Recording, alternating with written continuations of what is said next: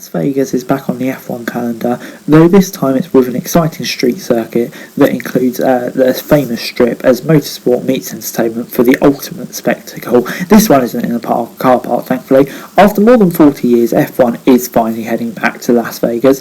Last time F1 headed there was back in 1981-1982 when the car was built in the car park of the famous Caesars Palace Casino. The circuit was a huge physical challenge as it was anti-clockwise and a searing heat. This time Vegas has gone bigger and better, taking its F1 to the streets, and that includes a 2 kilometre stretch of track running down the famous strip, and that's just going to be incredible to see such a long straight.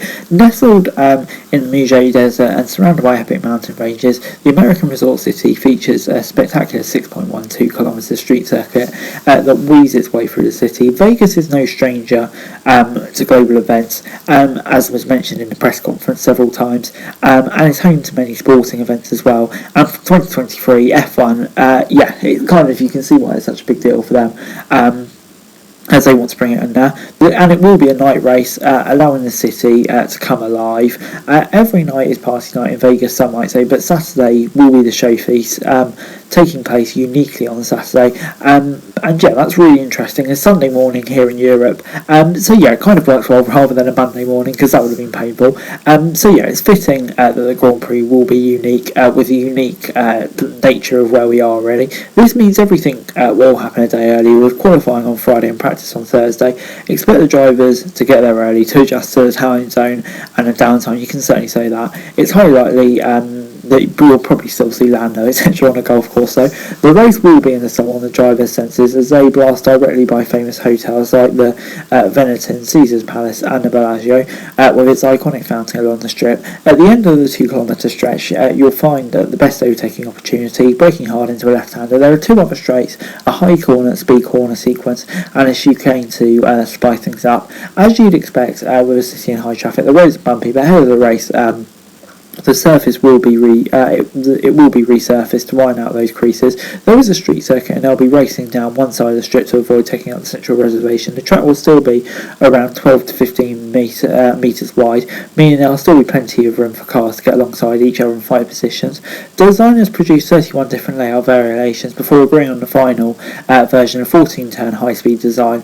They will have average speed and require teams to bring their low downforce packages that you see for tracks like Monza and Spa. Las Vegas will become the 3rd race, of course, in the US from 2023, joining COTA and Miami, which joins this year, each in their own flavour. Austin now is the only permanent racing facility featuring huge elevation change and borrowing some of the best bits from racing circuits. Miami, of course, joins this year in a few months around the Hard Rock Stadium. It will have a firm permanent feel despite being a temporary track, and is designed with overtaking in mind. And now Las Vegas, one of the world's most iconic cities, a place that knows how to entertain. And yeah, you can kind of just see that's kind of the way that F1 are going, more towards these big place events rather than permanent circuits. And yeah, as long as we don't have too many of them, I don't really have a problem with it. But yeah, three US races, I mean, like, that's probably enough now. But yeah, it is really interesting time with routes to Spa being dropped, which I really don't happen. Doesn't hope happen. But yeah, what will happen to the F1 calendar, because obviously the limit is 24 races in the Concorde and we've already gone above that. So yeah, it just will be interesting to see what happens to the F1 calendar over the next few years. But anyway guys, that's it for the video. Thanks very much for watching. Remember to like, share, subscribe, remember to comments down below, phone on to link description below for daily football news, and subscribe to the channel and screen around, that'd be greatly appreciated. Thanks very much for watching. Peace!